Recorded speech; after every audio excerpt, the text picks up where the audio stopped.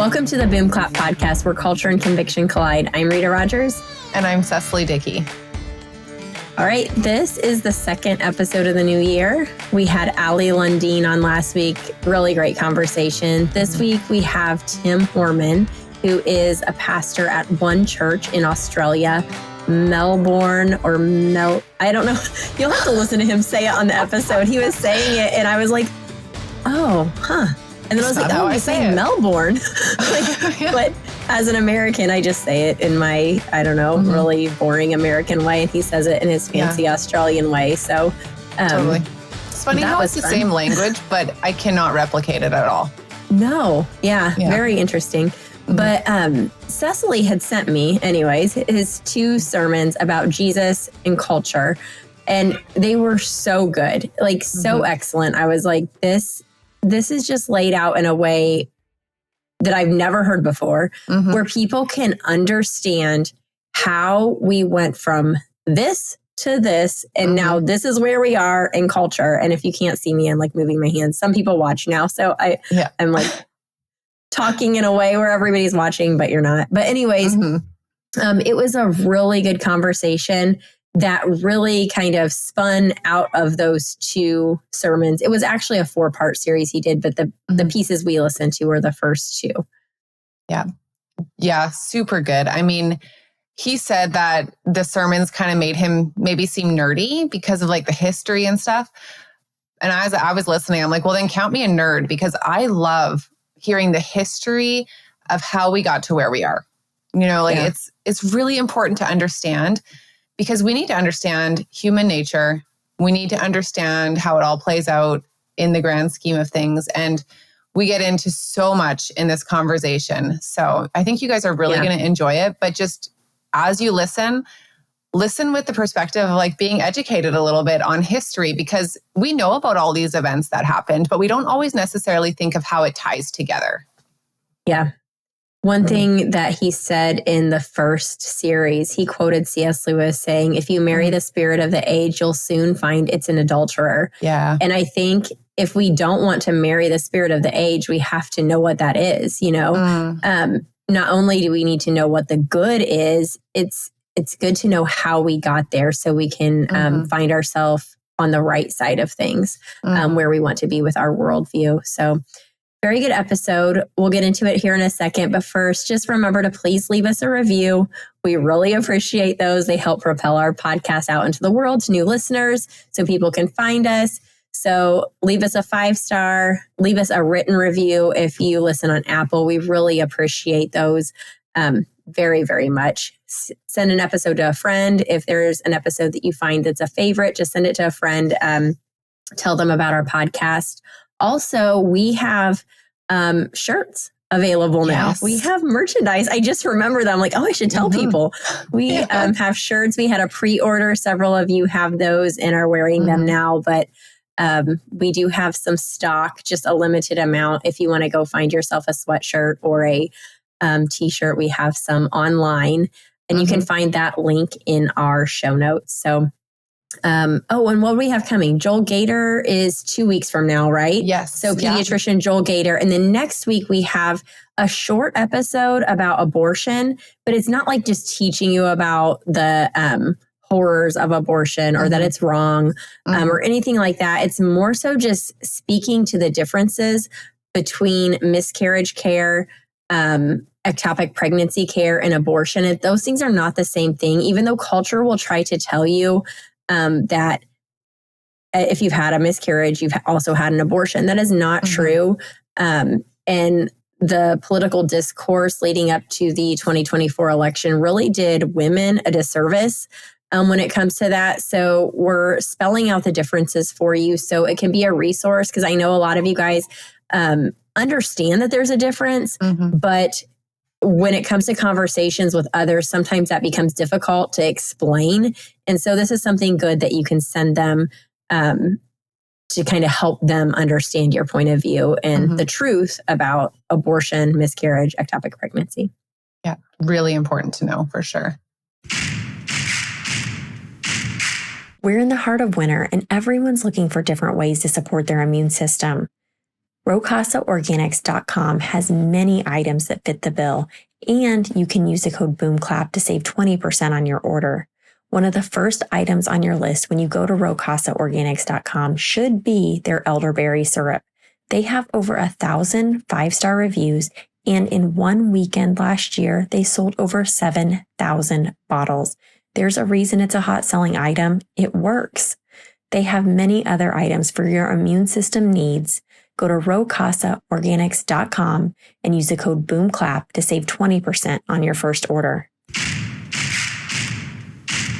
All right, Tim, we are so happy to have you on the podcast with us today. We were just discussing beforehand, and I'm not sure if you want to mention, Cecily, how you introduced me to Tim through his podcast sermons that he was doing on Jesus and culture. I don't know. Do you want to jump in there a little bit really quick? Yeah, because I don't know that I would have had the privilege of finding Tim, aside from the fact that he worked in Vancouver as a pastor for 15 years. I believe you planted a church, and you can tell us that story. But the current worship pastor at our church, Tyson, who I work with as part of our worship team, worked with you and had sent me a couple of your sermons that he knew were right up my alley back in summer 2023. And they haven't left me since then. And we just decided okay, got to stop just thinking about having him on, and it's time to have him on. So if you wouldn't mind, just tell us a little bit about yourself, your history, why you were in Vancouver. Now you're back home in Australia. Tell us your family, what you do, that sort of thing. Yeah, no worries. Would love to. Well, currently I'm a pastor in Melbourne and have been here now for 4 years. I moved back to Australia from Canada in 2016, about halfway through 2016, and have worked at a couple of churches. But the church I'm now leading, I've been at for 4 years, and it's called One Church in Melbourne. And prior to that, as I've said, we're in Canada for, 15 years. Moved there with my wife before we had kids to go to Regent College at UBC, and were involved in a church there which had a really strong student ministry. And about 3 years, I think it was, after we'd started there, the church asked us if we were interested in planting a church at the University of British Columbia, which was not really what we had imagined we would be doing when we first went to Canada. But we felt like the Lord was in it. After about 6 months or so of prayer, my wife and I felt, actually, this was God's prompting, God's leading.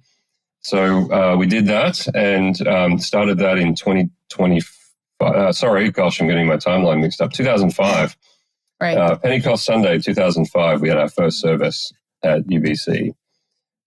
Cool. And that was a really amazing experience. We led that church for about 7 years, and then we ended up moving to another part of the city in Kitsilano, where we took on an old theater and kind of revitalized that and led a church there for a number of years. Yeah, so it was in 2016 that we started to feel, early 2016, that the Lord was beginning to call us back to Australia. We just assumed that we would spend, the rest of our ministry in Vancouver, so it was a bit of a surprise to us. But the Lord called us back to Australia. We came back in total obedience to that. But it's been amazing. The transition was tough, but God's been really incredibly faithful to us in that time. And now really leading a really fantastic church in Melbourne. So I feel very blessed. Yeah. I mean, I've loved listening to the sermons that you're doing with your church in Melbourne. I feel like I'm butchering that name because you guys have such a nice way of saying it and I can't.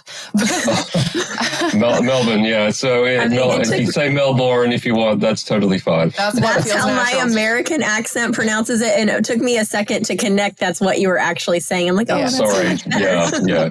You don't need to apologize. If that's helpful. Anyway, the church seems to be doing great things. And I've loved watching that. You did this sermon series and it was called Jesus and Culture, I think, right? Yes, that's right. I can't remember the title. I can just remember the graphic. It's a great graphic of Jesus and culture. So tell us you sounded in your first sermon that you did in that series almost a little bit like, here I am dipping my toe into this, not really sure how you guys are going to feel about this. So what was it on your heart that made you just want to go for it? And tell us kind of the basis of that series, because that's what we're going to want to dig into today. Yeah, 100%. So the reason I wanted to dig into it, the heart behind it, I guess was, I'm a pastor, and I feel like it's my responsibility as a church leader to try and equip my church to deal with the actual reality of the culture that we live in. So, I didn't want to skirt away from some of these difficult things and not address them. Like I really believe that each generation of Christians, each generation of the church will have different cultural, social, political issues that we have to deal with. And I think it's the task of pastors, and not exclusively pastors, but pastors of local churches have been appointed, I believe, by God to help equip the saints for the work of the ministry. And for me, that I take that responsibility really seriously. And I think that I want to help my church or equip my church to deal with the culture around us in a way that's intelligent, thoughtful, but then also we can be gracious and proactive, not just reactive. So I'm trying to help my church kind of think ahead in terms of how they will respond to the kinds of issues that we're seeing emerge culturally, have been emerging culturally in the last couple of decades, which really I don't know about you guys, but it really feels to me like it's reached a fever pitch, like the cultural division, the polarization is so significant, kind of left and right, all that sort of stuff. And I think the church needs to embody something different than just the left and right divide. We're not left or right. We're people of the kingdom of God, and we have to embody that. And what I'm trying to do is help my church think carefully, biblically, around how we will address and respond to these kinds of issues that we have to deal with in the culture. So that was really the heart behind it. I guess in a nutshell, I'm just trying to do my job as a teacher of the scriptures and as a pastor of a church. So it was because I'm in the scheme of things, I guess, I'm still fairly new at my current church. I've been there 4 years, and I arrived during the second year of COVID. So it was it was brutal, actually. Like arriving, trying to lead a church when we're all in lockdown and we've got masks on. We couldn't actually meet together. Like, I don't know if you know anything about the context here in Melbourne, but we had like the longest period of lockdown, I think, of anywhere in the world. Yeah. The response from our government was one of like significant fear. And so we were really locked down as a city. And that was brutal. And then trying to start at a new church in the middle of all of that was pretty tough. So, I kind of feel like that first year when we couldn't really meet together in person, and I'm trying to lead this church, it was just crazy. Wasn't really my first real year. The next year I feel like it was my first real year. So in that sense, I've only been there like 3 years, coming the end of my third year. I met all these people with masks on in 2021. And then in 2022, when we could take the masks off, I had to like meet everyone again because I only knew them by their mask. That's crazy. Yeah. The point of that is I was fairly new at the church and still kind of getting my head around where our church is on some of these things. Like in any church, there's going to be a range of people who have different views on all of these matters. So I was a bit uncertain as to how it was going to land. So I was wanting to be careful that I was able to speak to people at different points on that journey, holding different opinions or thoughts about these things. So I was I felt a little bit uncertain, kind of stepping into that first talk. How is this going to go over? I also felt like I was getting pretty nerdy. Like There's a lot of quotations in that first sermon, a lot of history. Part. I just love that. I love the history of it. Like, yeah, I was honestly surprised because you say you were careful, but typically, like, I'm the American in these conversations when we have people from other countries on, and Americans tend to be more brash. Like, I just admit I am. Like, I'm straightforward, and that's just how I am. But sure. So usually a lot of times when Cecily sends me stuff that's like from a Canadian or something, it's a little softer than I'm used to. And I'm like, oh, okay. Like, I'm not really even sure what they think sometimes. But you really, I felt like you're saying you were careful, but I don't feel like it was super careful.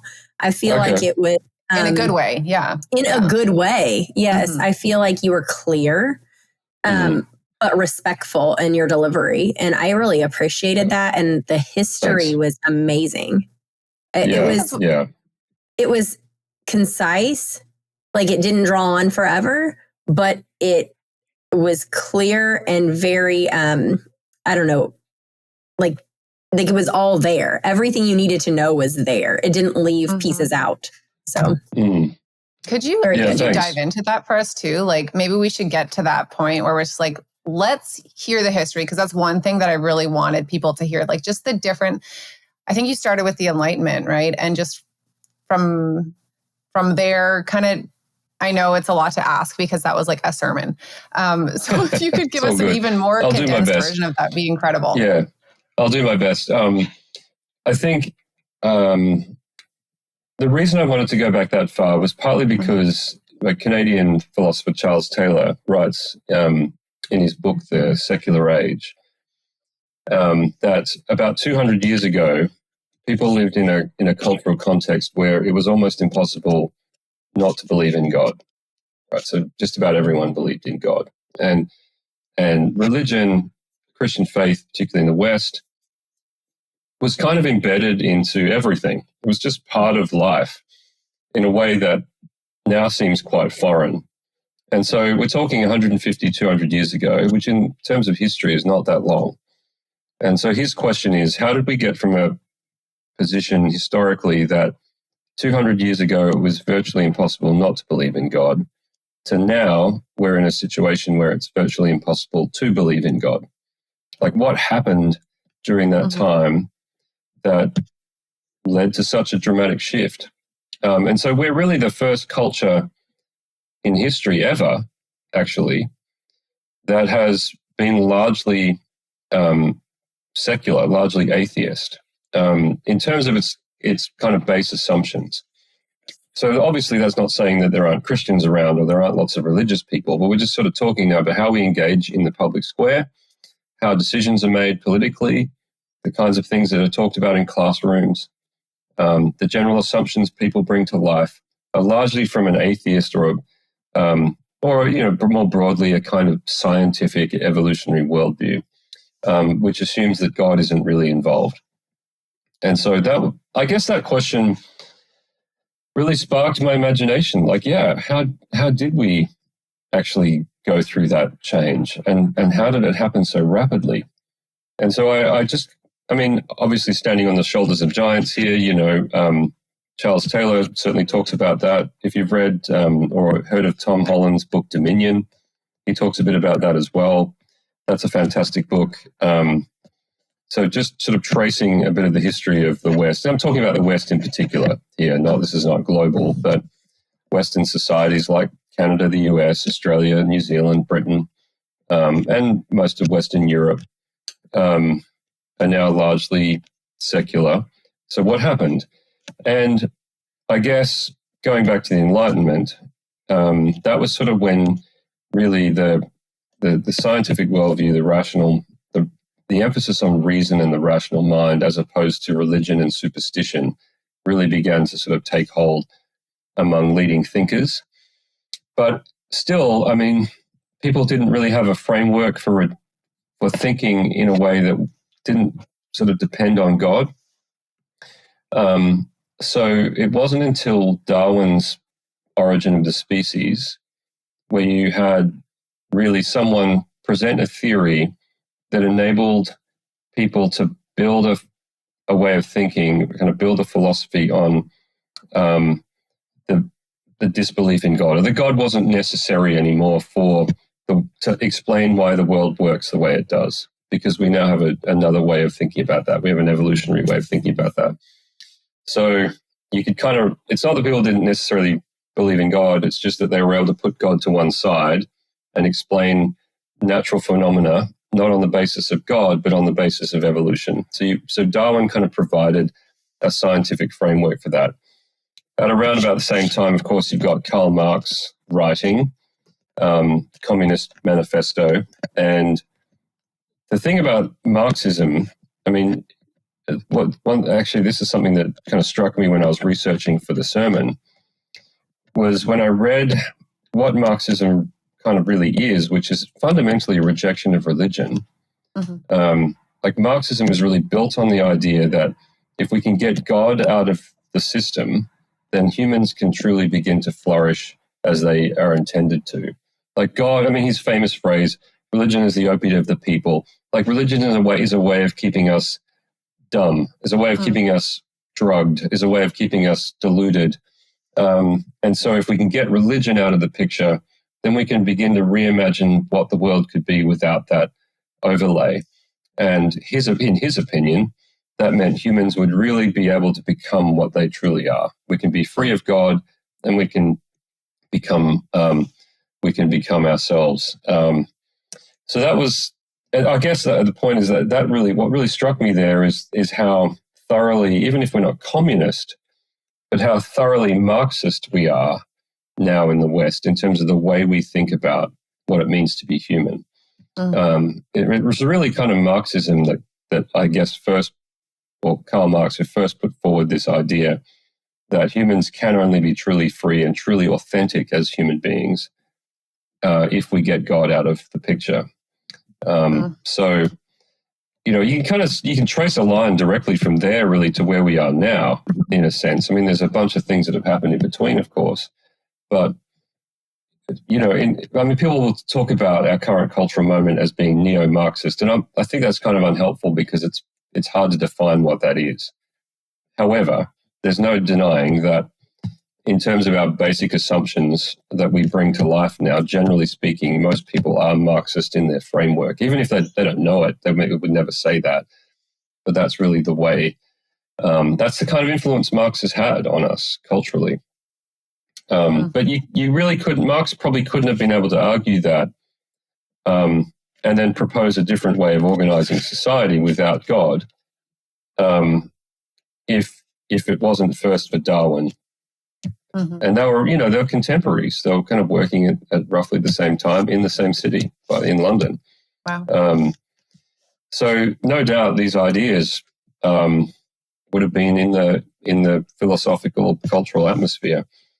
And then from Marx you have Freud, who kind of reimagines the real meaning of life from knowing God and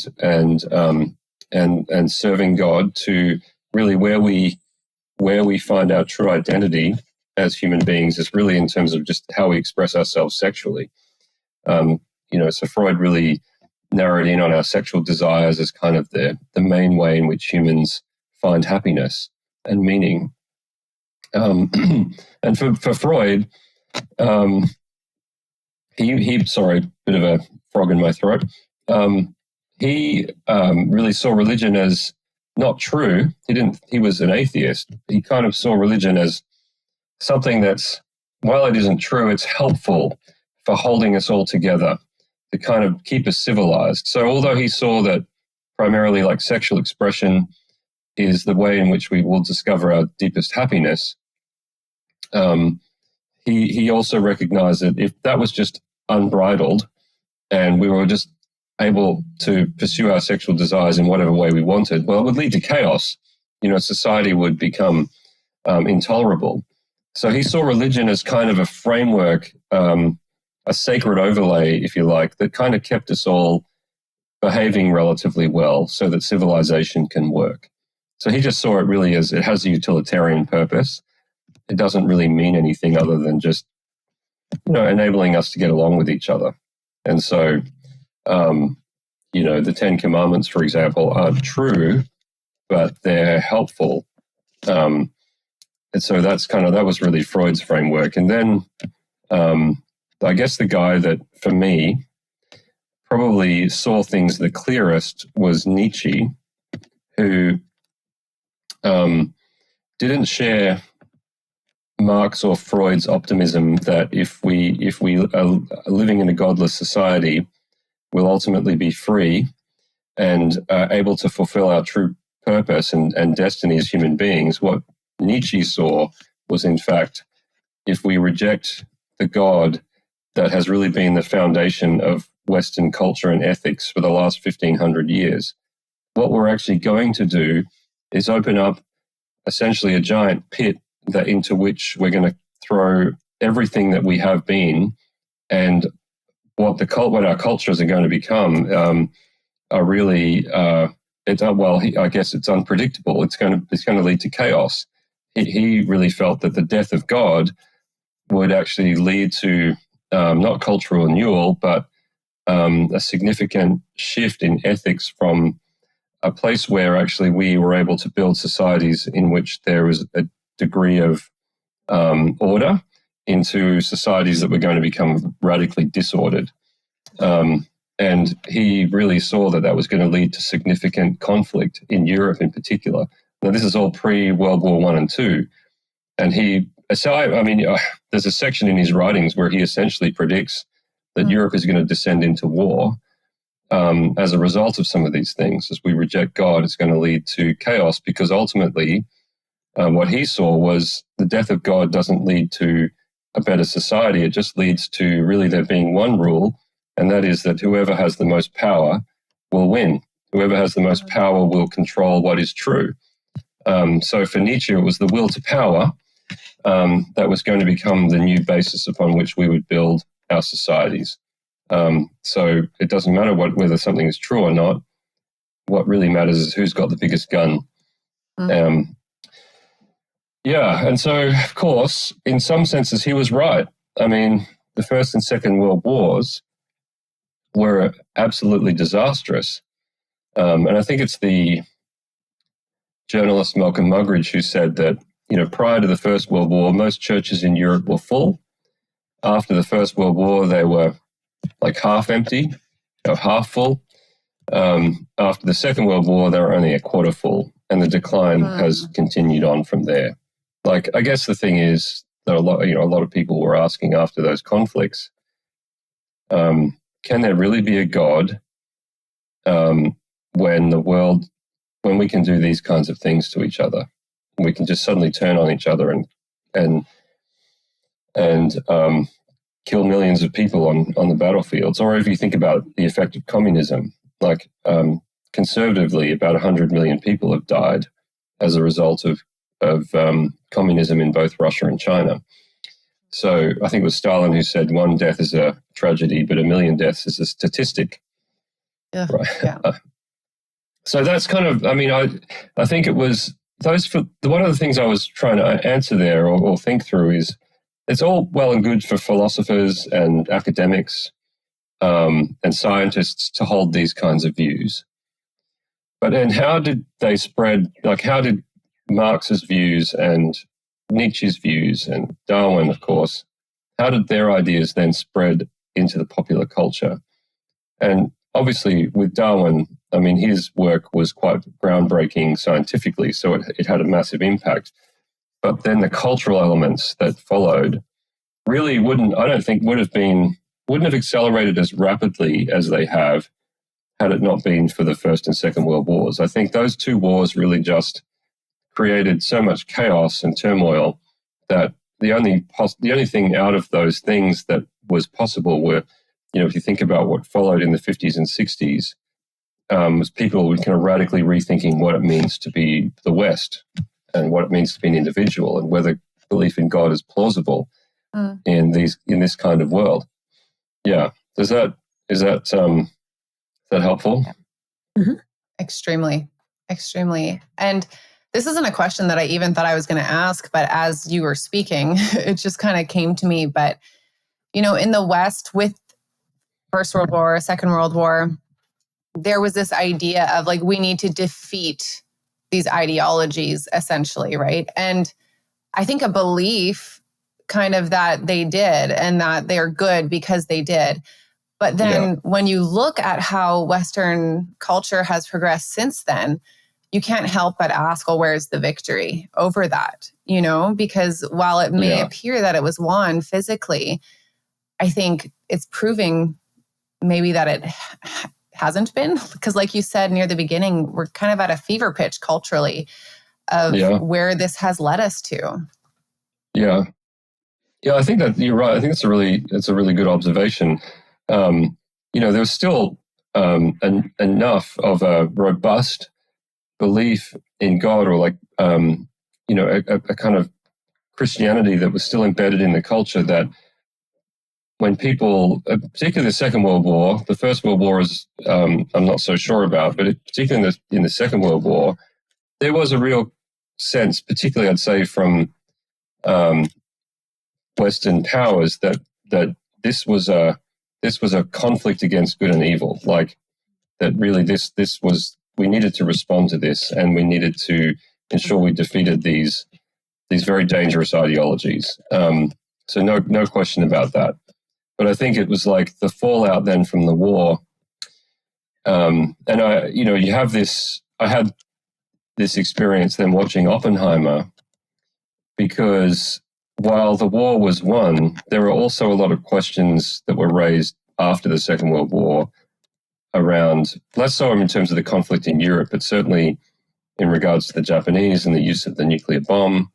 Was that actually a righteous thing to do? And there's lots of ambiguity, moral ambiguity, about whether the war had been conducted. Or maybe we defeated evil, but had we actually succumbed to it in the process? So lots of questions about that. But I think what happened after the Second World War is you now have people, a generation of people growing up in the 50s and 60s and onwards, still today, living under the threat of nuclear war, living under the threat of the bomb. And it's like, look what we humans can do to each other. Look what we're capable of. And it's terrifying. And so, again, these questions about, can God really exist in a world where humans are capable of doing such incredibly evil things to one another? And certainly following from the Holocaust, that was a massive question. Can we still believe in God after the Holocaust? Does God make any sense anymore? And so you've got, all of those philosophical ideas in the background, and then the trauma of two massive global wars, and then the ongoing trauma of living under the bomb, the threat of the bomb. And I think now it became less and less plausible to believe in God. Very rapidly, the shift was from, these are just academic ideas, these are interesting social and cultural theories, to now this is actually a live question for most people. Can I truly believe in God? And I think the cultural answer of the West has largely been, well, if God exists, which is questionable, he clearly doesn't care about us. He's no longer present. And so in a sense, Nietzsche was right. God is dead. We've killed him. And now we need to remake the world in our own image. We've got to get on with creating a better world on the basis of what we think will be right and true. And so there's a radical shift from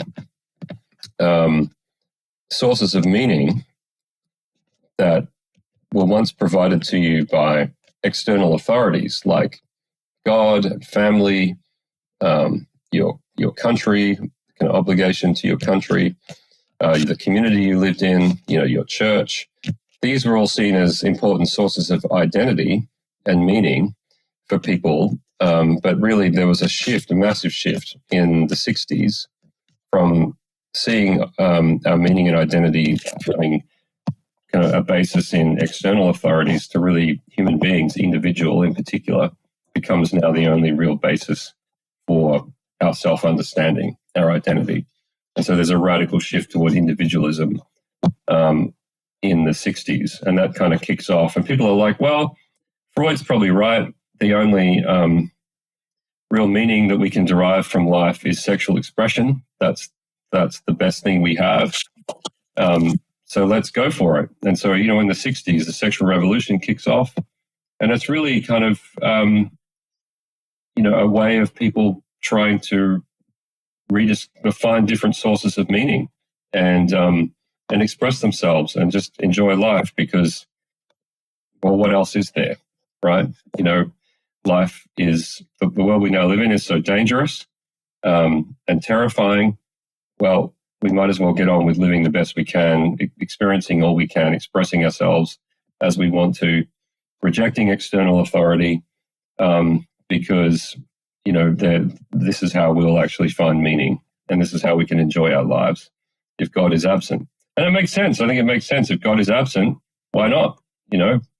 That's the question. Yeah. And it for us with a Christian perspective now, looking back on these decisions that people made at that time, it's like, oh, it may have seemed like the best thing to do as far as enjoying life, but how hopeless is that really, right? Like to not have totally something to anchor your meaning to and like that eternal perspective. But yeah, I think let's shift it into like we're talking about how like the individualism. So let's talk a little bit about the age of authenticity, because that is where we find ourselves, right? Can you tell us about that a little bit? Yeah, well, I think I've actually got a quote here from Taylor that I wanted to refer to. So in terms of the age of authenticity, so the 60s really shifted sources of self and identity and meaning from external authorities to the individual. And that has, as you said, it's led us to individual self-expression as kind of the main way in which people find their identity and express their identity into the world. So Taylor says that this age of authenticity is one where people are called upon to be true to themselves and to seek their own fulfillment. What this consists of, each person must determine for him or herself. No one can or should try to dictate its content. Like we each have our own way of realizing our humanity without reference to a model imposed on us from outside by society or the previous generation or religious or political authority. So really it's like this radical reorientation of our meaning, our identity, our value is really about discovering ourselves and expressing ourselves, our individual selves, into the world. So it's a total rejection of external sources of authority that might have informed who you are as a person, informed your identity, to really just looking within yourself, and whatever you find there that feels right to you, you then express that into the world. And I think his view of secularism is absolutely spot on. So what he says is that secularism, this is Charles Taylor, is an attempt to create a system for human flourishing in which the presence of God is absent. Now, I think that's spot on. We're now living in a world where God is absent, but obviously everyone still needs to find meaning and is searching for fulfillment. And so the only source we have available to us now, given we've rejected God and therefore other external authorities, is really just to look inside ourselves. And so what we're trying to do now, we live in a world now where we are trying to become ourselves on the basis of ourselves, in reference only to ourselves. So it is very fundamentally self-focused. And I think, it's in some sense, like one of the things I as I was preparing these sermons, I didn't want to come at this from the point of view of, how ridiculous. Like, that's just stupid. People are just being dumb.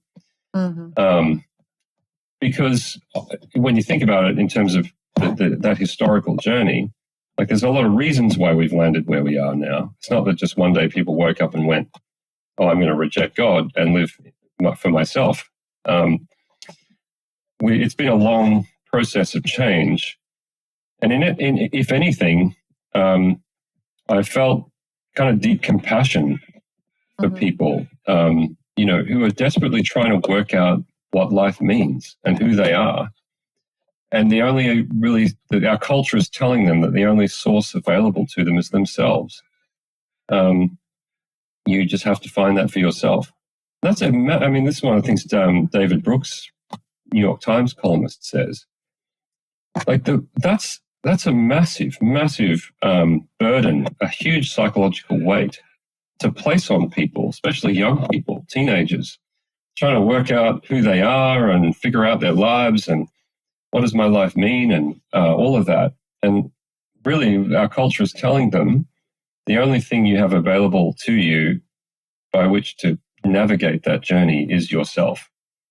Mm-hmm. Now, if you think about that, what if you don't like yourself? Or what if you're really struggling with mental health? Or what if you've come from a background of significant trauma and you're dealing with a lot of fear and anxiety?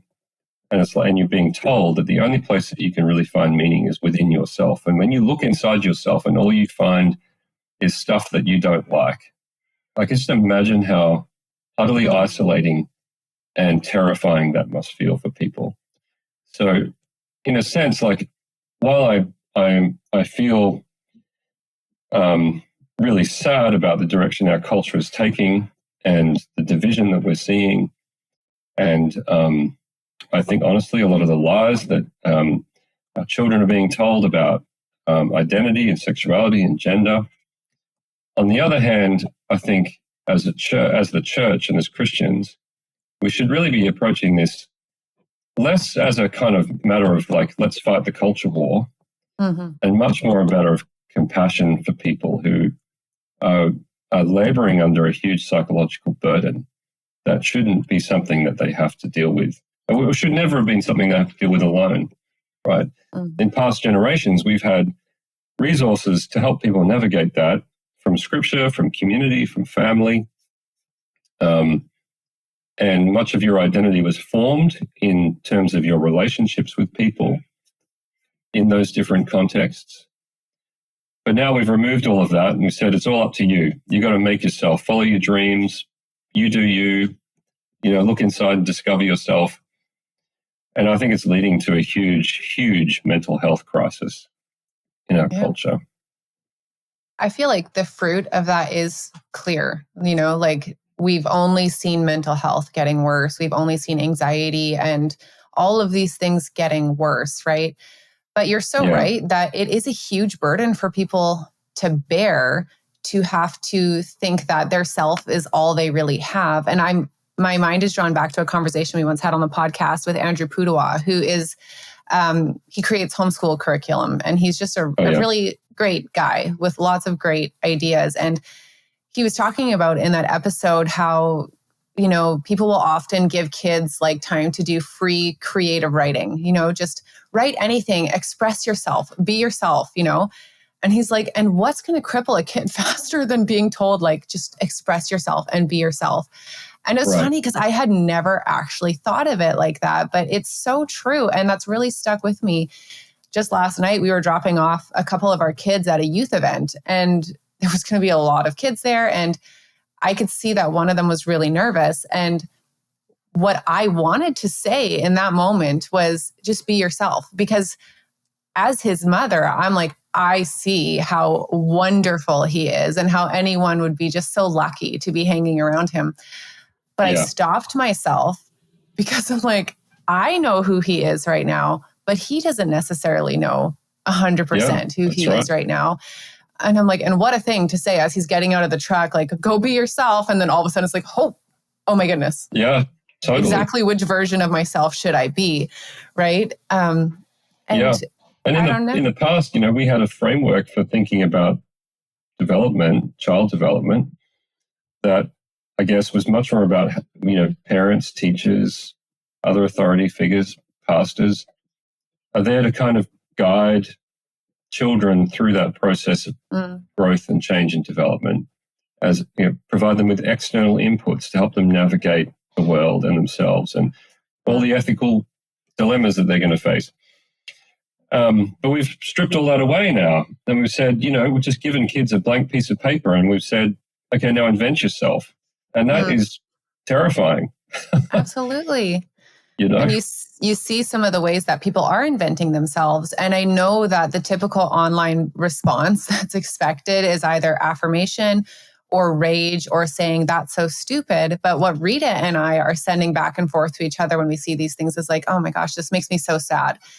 Like my heart is burdened for these people that are just really stuck in this slavery, essentially, to this ideology that says everything is locked within them. It's just up to them to unlock it and figure out what that is. Yeah, exactly. Exactly. And I think about the phrase that you see in the Gospels all the time, which I think is pertinent here, where it would say, Jesus would look at the crowds of people and he would be moved with compassion for them because they were like sheep without a shepherd. It's like you've got these lost people who have no good guide, no good teachers, no good guides. The Pharisees have abandoned them. And so they're shepherdless. And Jesus' response to them was not anger or judgment, but compassion. Like he felt moved by their plight. And I think unfortunately, and all for good reasons, I think in many cases the church has responded to some of these developments we've seen culturally, often with judgment and with anger and with a sense we've got to fight. We've got to fight for our rights. We've got to fight for our space, protect our kind of Christian, our Christian communities and our Christian way of doing things.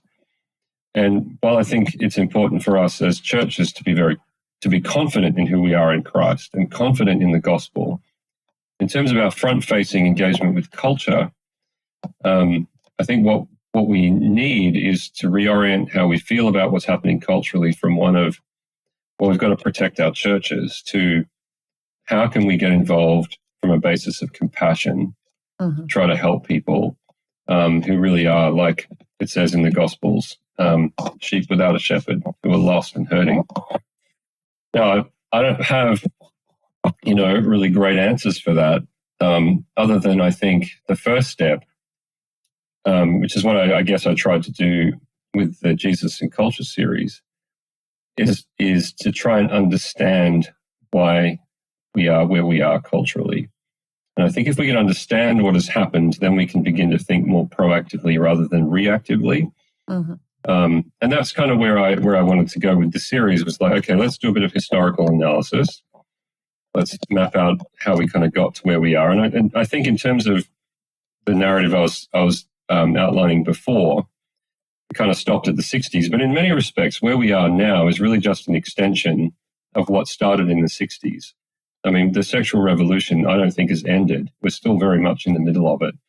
And we've just shifted from like more freedom in terms of sexual expression as it was experienced in the 60s to now it's like what we're seeing in the LGBTQ space is really kind of the natural progression of what started then. It's just taken, a few decades for us to get where we are. But really, it feels like now we're kind of in a situation culturally where it's interesting that most of the tension we've experienced in the last 10 years in particular has really been centered around sexual and gender identity issues, which is why I think we're still in the sexual revolution. And where this ends, I don't entirely know. But I guess what I was hoping to do with that series for my church was just help us understand where we are and how we got here. And then we can begin to talk about, okay, how do we want to respond in a way that is loving and gracious while also holding on to the truth? So we don't want to syncretize and just compromise on the truth and try to fit in to the culture. But at the same time, I don't think a reaction of fear or rejection is the right way either. So there has to be another way. And, we're still working that out. But I think one of the things I think John Tyson from New York City says is that we need to form churches that are such robust communities that even if we're under pressure from the culture around us, our communities are strong, like our bonds of connection to one another as churches and as followers of Jesus are so strong that we can kind of withstand together the external cultural pressures. But then we have a significant degree of confidence in the strength of our connection to one another and to Christ, that we can engage with the world in constructive ways, even if we're rejected or even if we're persecuted. We, like our church communities, have the strength to be able to withstand that, but also engage with love. So it's not like we, cloister ourselves off into a bubble and just reject the world. But we also need such strongly robust church communities that really, truly, deeply believe in the gospel and love one another deeply, that we can then engage the world. We can actually show the world, in a sense, what it really looks like to be human beings that are formed under the authority of God and in a network of relationships. Because that's kind of what we have to recover culturally, I think, is to rediscover how we're formed as human beings in relationship with one another under the authority of God, informed by the scriptures. And if we can do that in our churches and then start to show the world what that looks like and how it actually creates deeply healthy, well-formed people who are confident in themselves because they've received their identity from God, and it's been affirmed by the community around them, we can actually show the world you don't have to make this up. You don't have to just look inside yourself and try to find yourself. You can actually experience there's a better way, and I think we have to show the world what that looks like in order for it to be plausible. I think the problem is that a lot of our churches have become, in many respects, very, very not all that different from the rest of the world and largely consumeristic. It's like you just go to church on Sunday, you hear a sermon, and then you just live the rest of your life.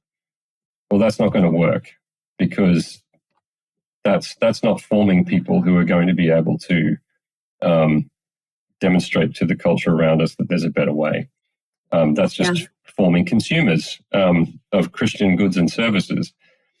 So we need churches that can actually model this, and that will start to, I think, reshape culture, because we can not just talk about what we disagree with in the culture, we can actually show people what it looks like to live a different way.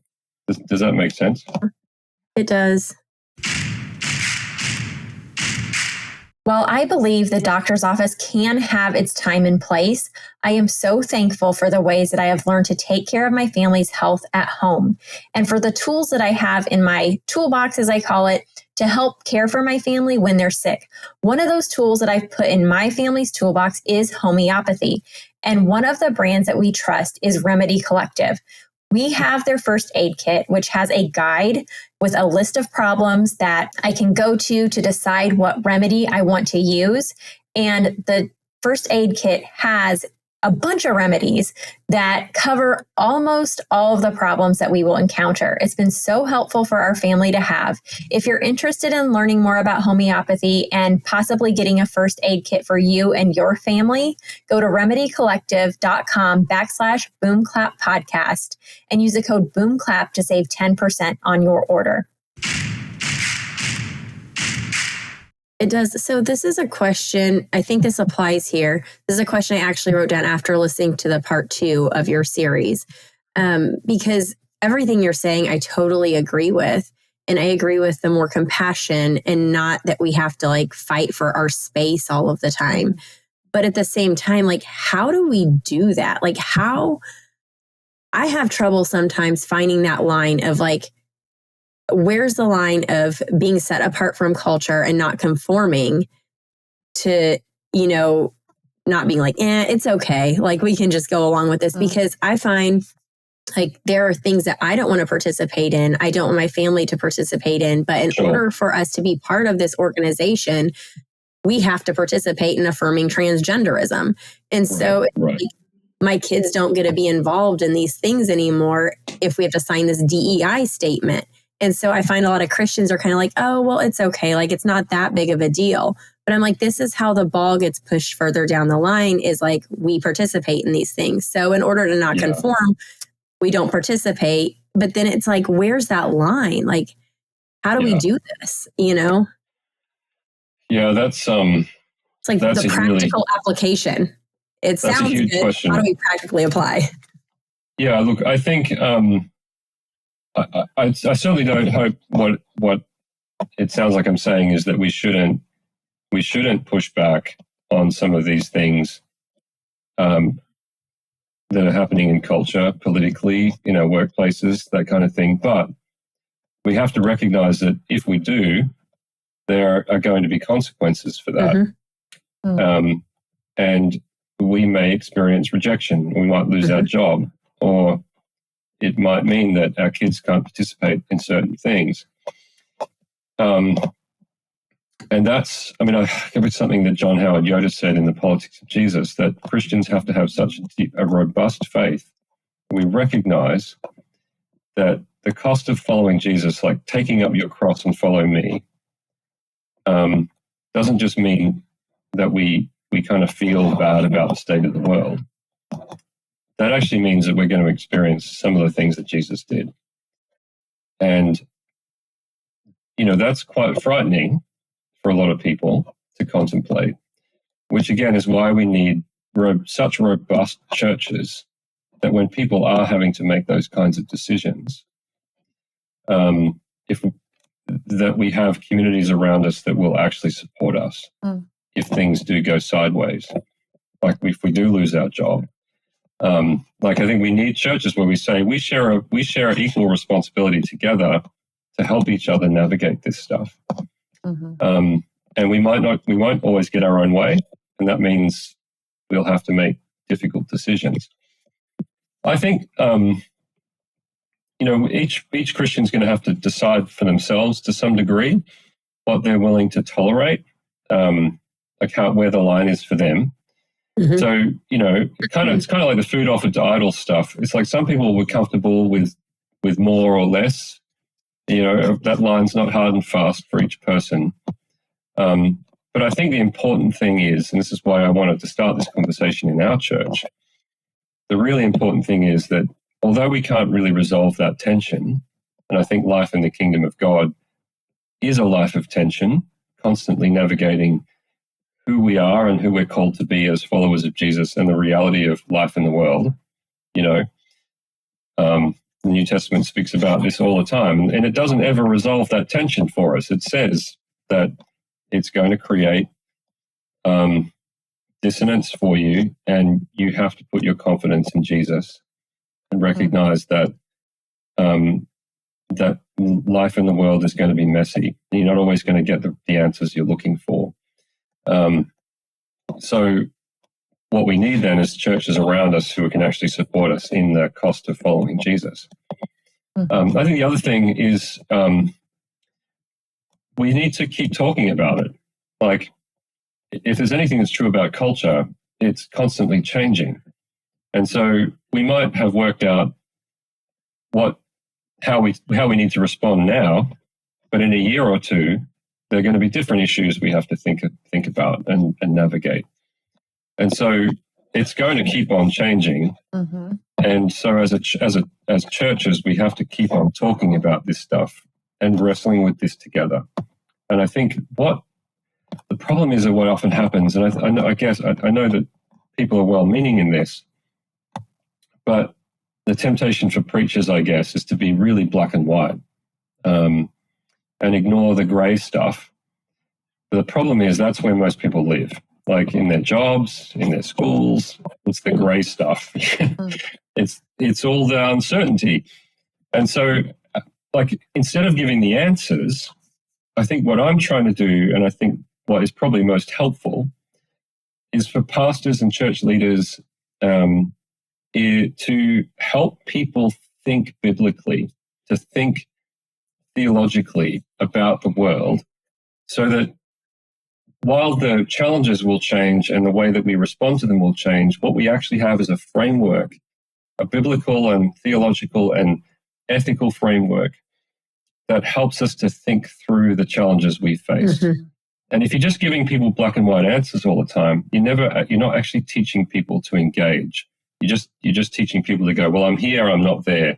It's us and them. It's those guys over there doing the wrong stuff. We're over here doing the right stuff. Actually, the mess in the middle is where we've got to help equip the saints. The work of the ministry is about preaching the gospel, making disciples, and that only happens in the context of the real world, the tensions of dealing with the challenges of the real world.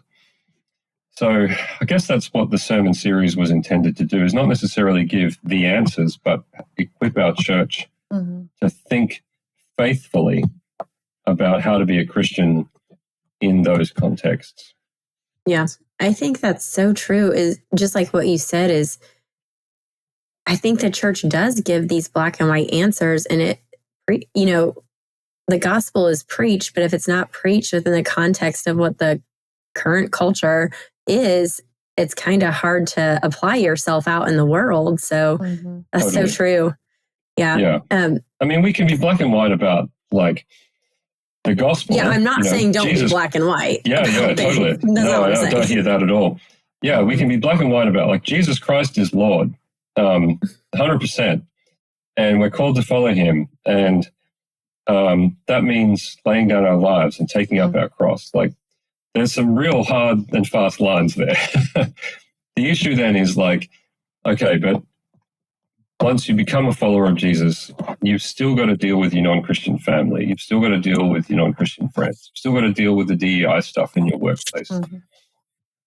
As a Christian, how do I navigate that?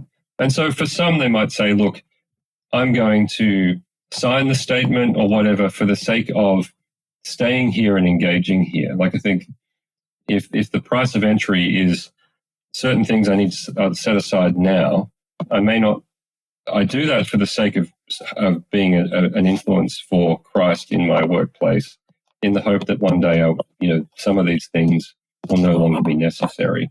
So I think there was one of my professors at Regent College said this, that there's a lot in the world, like between affirmation and tolerance. Even though affirmation is what the world says we should all be aiming for, like tolerance now feels like bigotry. I don't want to just be tolerated. You must affirm my identity. And I think one of the reasons we're there is because the selves that we're building in this current cultural moment are so fragile, because the only basis of them is ourselves. There's no real basis to them. So people's identities, their sexualities, their gender identity, people feel so fragile and vulnerable in them that they kind of need to be continually affirmed. And David Brooks talks about this a lot in an article called Hey America, Wake Up. Oh, Grow Up, sorry. Hey America, Grow Up. It's a fantastic article. I think I reference it in the second of my Jesus Culture Talks. And he's like, we're now in a therapeutic culture. The age of authenticity has led us to the age of therapy, where he's not talking about counseling for mental illness. He's talking about this need for people to be continually treated like children, kind of protected, kept safe. We've got to keep everyone safe from harm and trauma. Because ultimately it's because our identities are so fragile. Because when you build an identity on the basis of yourself, it's not solid. So people need affirmation rather than tolerance. But ironically, tolerance is actually the far more, what do we say? It's a far more expansive view, because there's actually a lot in the culture I'm prepared to tolerate that I could never affirm. Does that make sense? So like, absolutely. I think that's a helpful way of thinking about it. It's like in my workplace, okay, there's a lot I can tolerate, but if people ask me, or say to me, you must affirm this thing, and I can't affirm it, but I can tolerate. Like, I'm prepared to live and let live.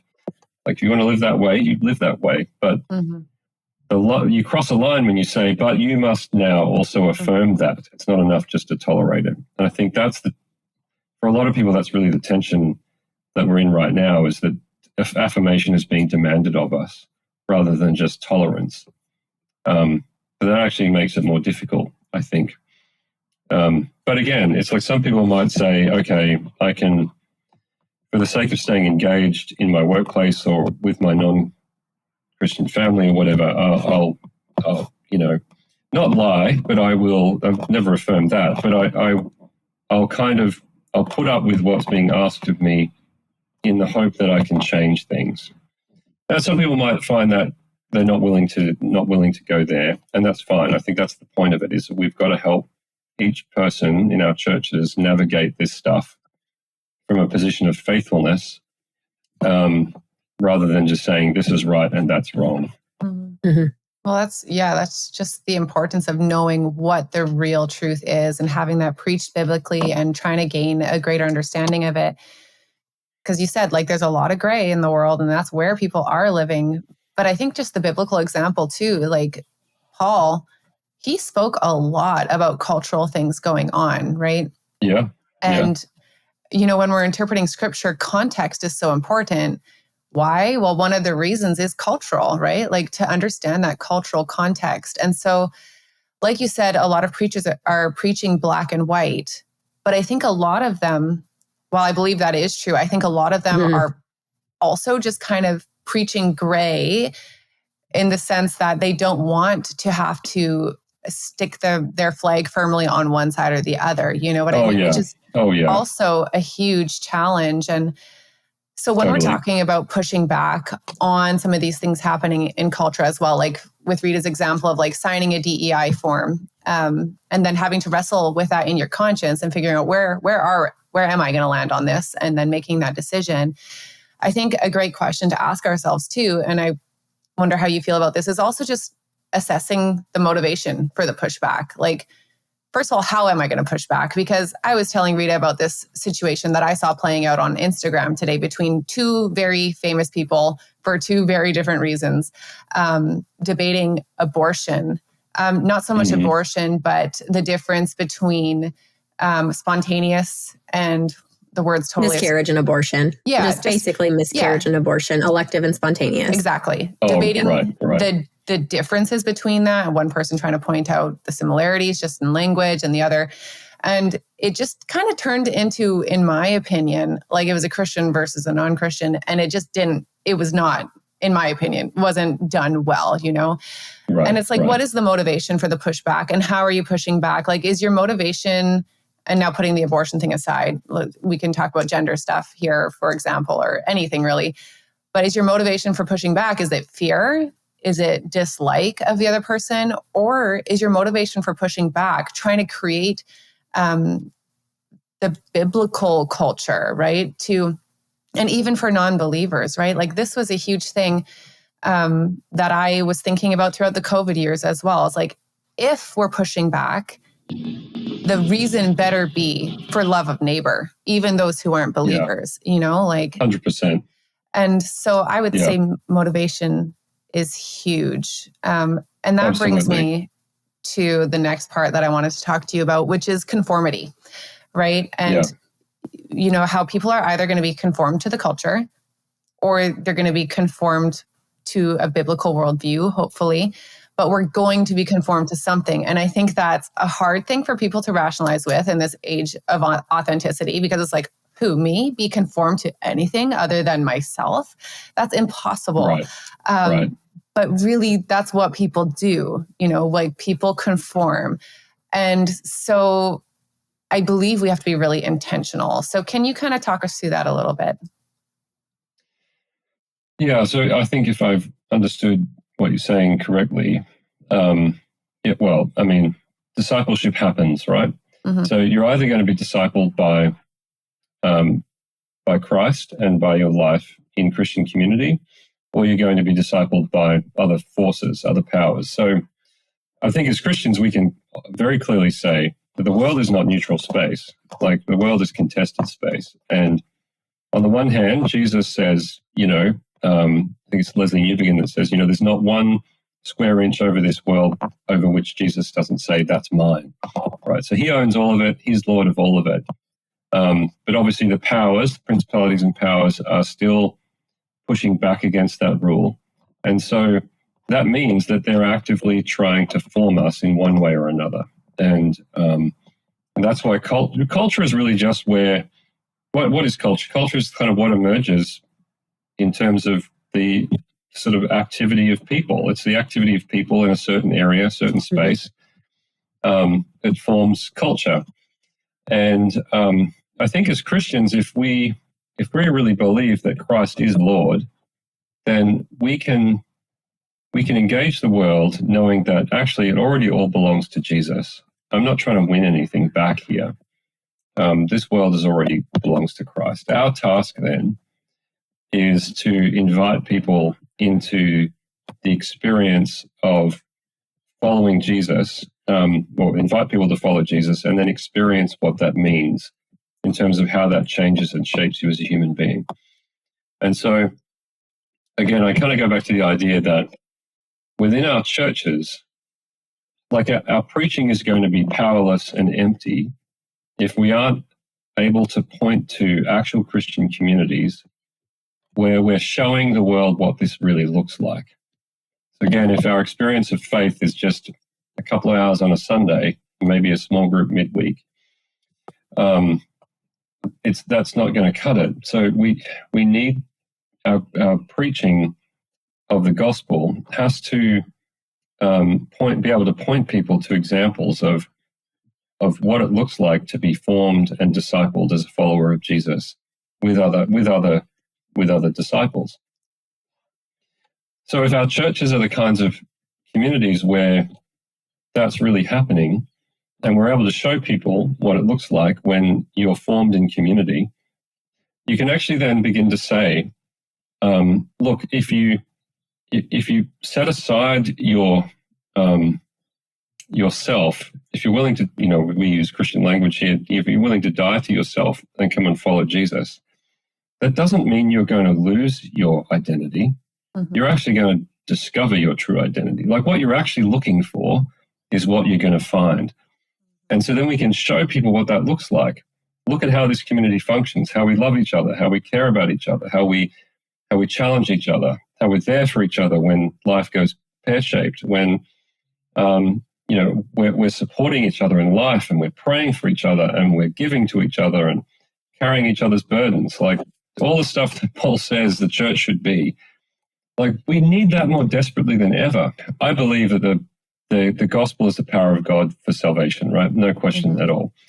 So we need to be preaching the gospel. But just like you mentioned the cultural issues or the cultural context of the New Testament.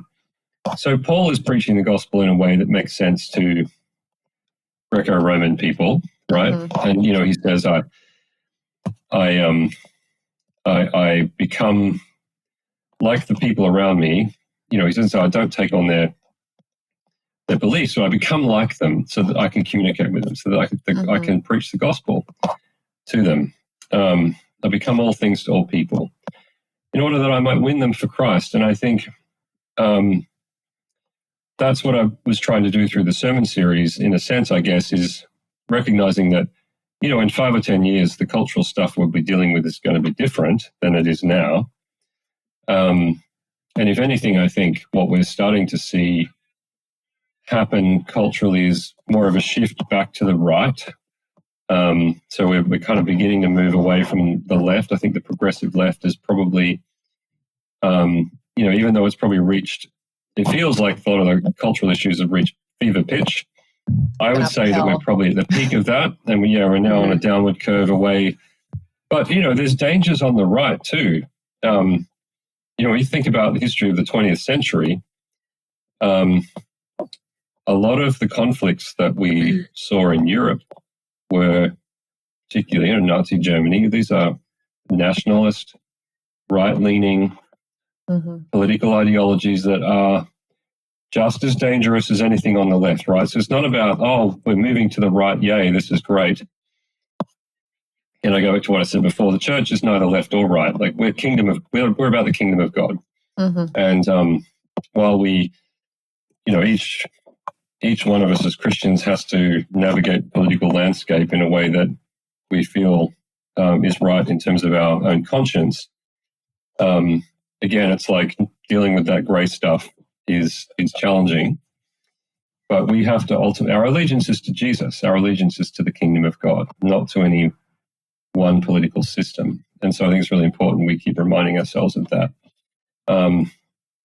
But what's really important is for us as churches to not only preach the gospel for salvation, but our churches have to be places where we're living the gospel and we're showing people what the gospel does. And so our communities, I think, I can't remember who said this, but that our love for one another is the greatest apologetic we have. When we're trying to show the world, the difference that Christ makes and the power of the gospel. It's got to be seen in the way we live as Christians and serve each other and love one another. That's what will make the gospel plausible to a hurting and lonely world. And so that's a challenge because we've experienced, so many of us for so long, a kind of a way of doing church that I'm not sure is going to serve us all that well. And I don't know what your churches are like, but certainly a lot of my experience of church growing up and in other contexts has been that church is something that we do together on a Sunday. But actually the church is a family. We're meant to be a family together. And rediscovering what that looks like, I think, is going to be essential for our witness in the future, because we're now dealing with a culture where most people have never been into a church building in their lives. Like, certainly, I don't know what the stats are in Canada or in the US, but in Australia, I think it's like less than 10% of our population would have ever been inside a church building. Wow. So if that's true, it's like just inviting people to a service that's not going to do it. Right? Because that's such a foreign idea to most people. Yeah. But enabling people to encounter Christian community in other contexts will be really significant as our primary way of missionally engaging with our culture. So in order to do that, we have to have churches where we're really forming people well. And I think that's really what I'm wrestling with right now as a pastor, is like, how do we create in our own church the context and the ways in which we will form people well as followers of Jesus in the current cultural moment we're in. And we're still working on that. That's a work in progress. Yeah. I think we probably need to wrap up, but there's so many more things I want to talk to you about. So can I just outline a few of the things that you talked about that I really enjoyed in that second sermon? And then I have a question on one of them, because I think that would be really helpful to our audience. So you defined secularism first off, which I thought was so good, because I think that word is thrown around a lot, but maybe we don't actually know what it means.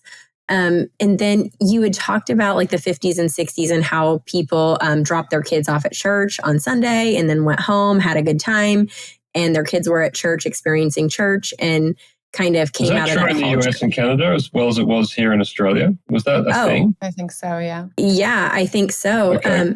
In fact, this has stuck with me big time. Not my current pastor, my old pastor used to send out this a monthly bulletin, and he wrote in it and cited statistics about people going to church as they became adults out of childhood who were taken to church by their mothers probably, but not necessarily their fathers. And the statistics on kids sticking with church who weren't taken to church by their fathers at all. And I think that is very true in America. Moms kind of took over the role. Dads kind of fell away from the church. And for here as well. Yeah, for sure. And then it became a thing where people are kind of coming back to church and finally realizing you also have to read your Bible. I think that's like where we're at now.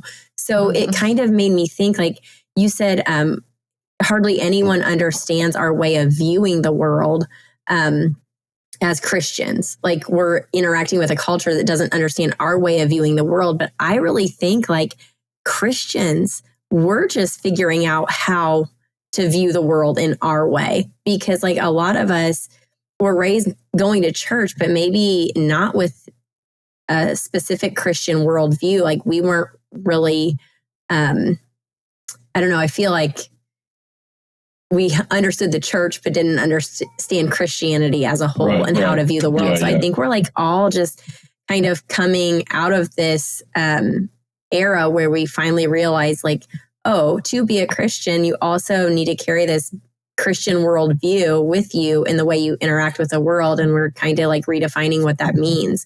And so in talking about that, you talked about first culture, second culture, third culture, and where we're at now, and that the unity within the third culture isn't possible, where we're at now, and that no culture in history, you said, has merely sustained itself as a culture. And so that's really what I want you to just, if you can, real quickly, just describe those three cultures and then why we can't live just as a culture and sustain ourselves. Yeah, 100%. So, that's Philip Reef's work. So the first, second, third culture. First cultures are really kind of what you might think of as very superstitious pagan cultures. So this is sort of pre-Christian cultures that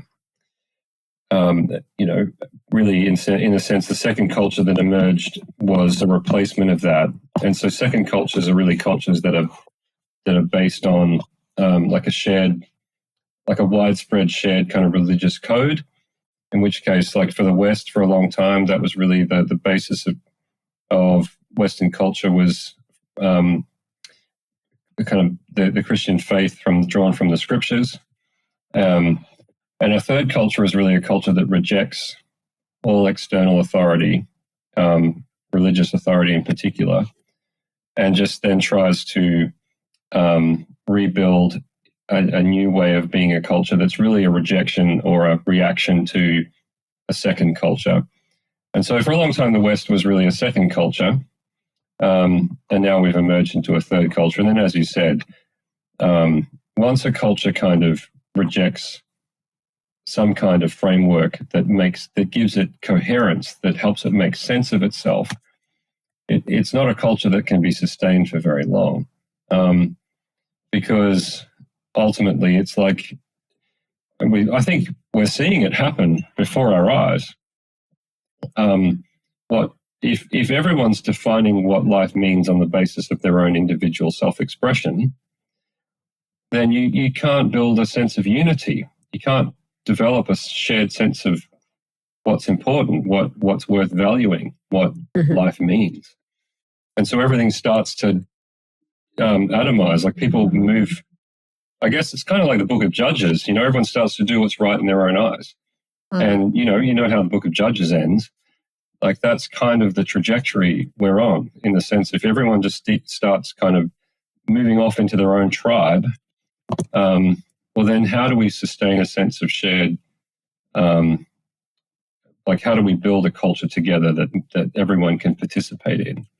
All that's going to keep happening is we'll start, we'll go deeper into the culture wars, and everyone will start to really define themselves against everybody else. And that's going to be it's almost impossible for a government, for example, to try and govern a culture like that. Like how do you set a course politically for a culture if everyone has a different idea of what we should be aiming for? So I think that's potentially where we're headed, or are already moving in that direction. But I think actually this presents the church with an amazing opportunity. Like, I don't think this is a cause for fear necessarily, because lots of cultures have moved in this direction, and I think the West has at different points as well. Like, think of it, the Protestant Reformation was a massive time of upheaval in Western culture, but we kind of found a way forward. So I'm not worried. I'm not afraid of where we're headed. Jesus is Lord, so we don't need to be afraid. But I do think this presents the church with an amazing opportunity for us to rediscover our role in the culture. And I think I take seriously what Jesus said when he said that we are the light of the world and we are the salt of the earth. It's like we're here as the church of Jesus to shine a light into our culture of what it truly means to be human, of what it means for us to be image bearers of God. And so I think we have a role to, I guess, if you think about those two metaphors, the light of the world, like as a church, we have one task in terms of being the light of the world, is to shine the light of the truth into the culture. And we can do that in all kinds of ways.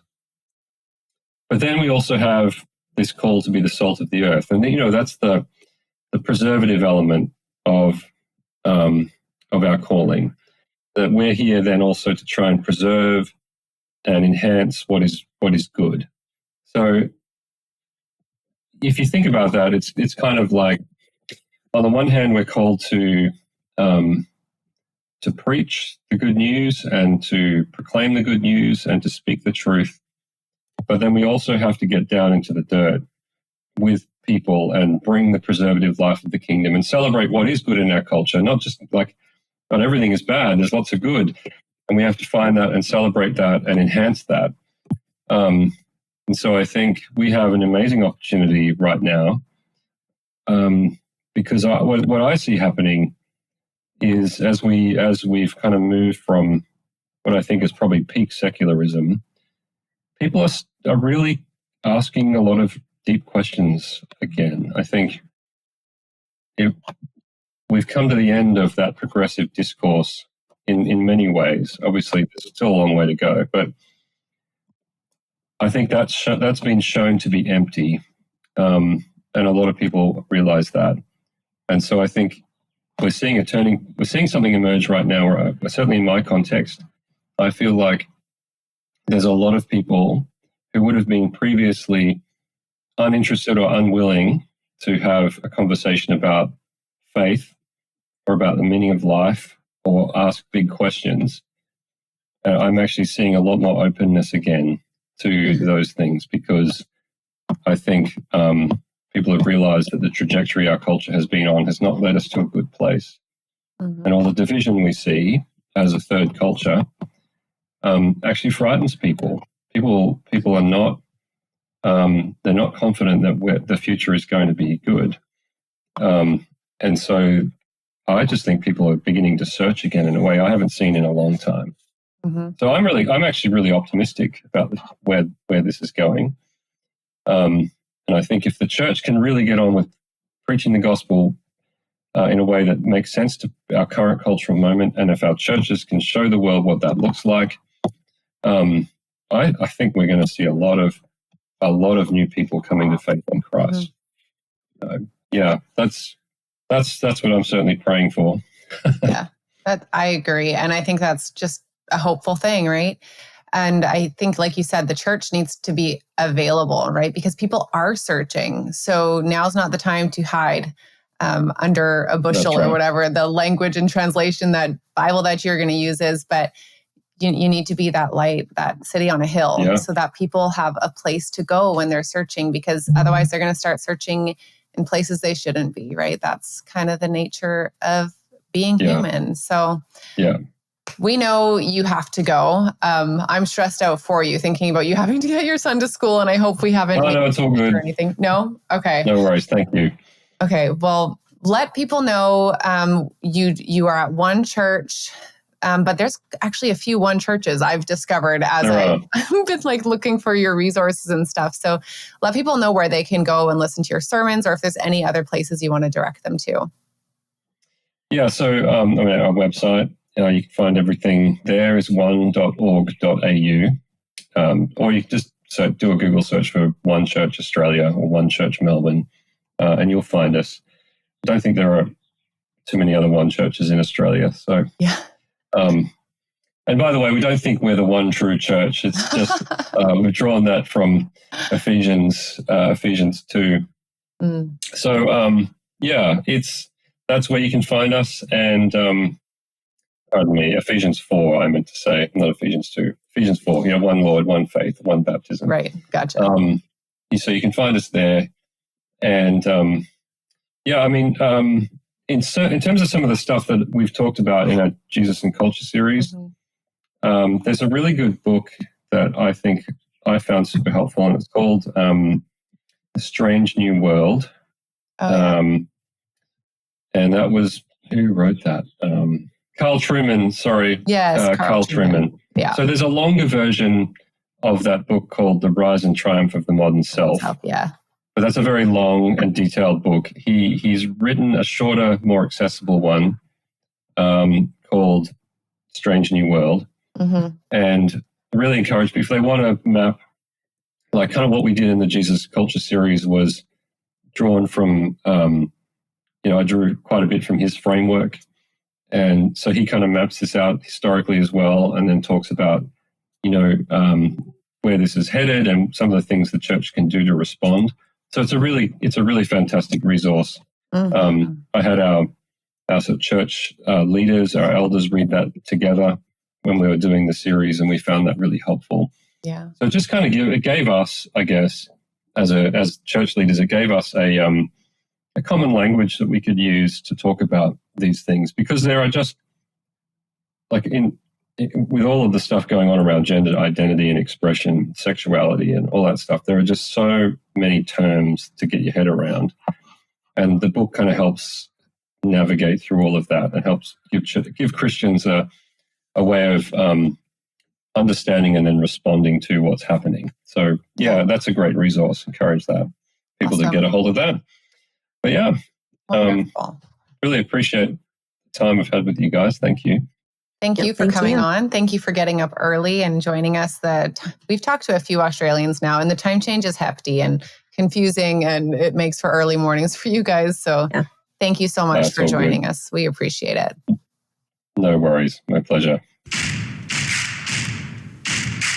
Okay, what a great conversation that was. And there's certain episodes that when they're done and you guys have had a chance to listen to them, you send me a message, or if you know me in person, you'll say to me like, man, that was encouraging. Like, I really feel like that episode, I learned something, and it kind of gave me a fresh perspective and a fresh ability to like go out into the world in a new and different way. And I feel like this is one of those, which what a blessing it is for Rita and I to be able to bring these conversations to you guys that gives you that sort of perspective. I mean, that's such a cool thing, and we're so grateful to be able to do that.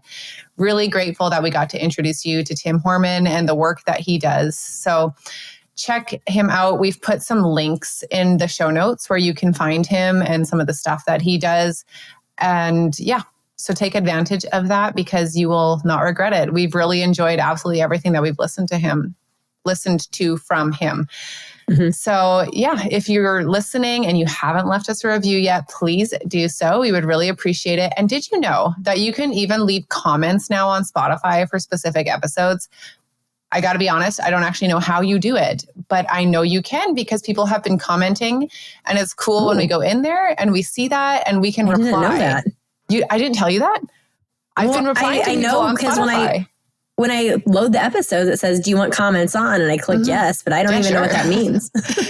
People can comment. It's great. So you can go in and see the comments there, and we can reply, which is really cool, because like if we get a review on Apple, which please do, and don't ever stop doing that. But on Spotify, we actually get to reply, whereas on Apple, we can't do that. So it's a cool thing. So please leave us a comment, and we'll definitely see it, and we'll definitely reply. a reminder that we do have a YouTube channel as well. It's pretty new for us to have a YouTube channel. And that's obviously another place that you can subscribe and you can leave comments on videos there. And we would reply to every single comment we receive there as well. So fun way to engage with us and a fun way for us to engage with you to do those sorts of things. So please go ahead and do that. And if you want to connect with us outside of the podcast, you can always find us on Instagram at BOOMCLAP Podcast, or individually, I'm on Instagram at cecily.dickey, or my website, thegracetogrow.com. And you can find me at ritarogersco.com or Rita Rogers Co on Instagram. Thanks for listening.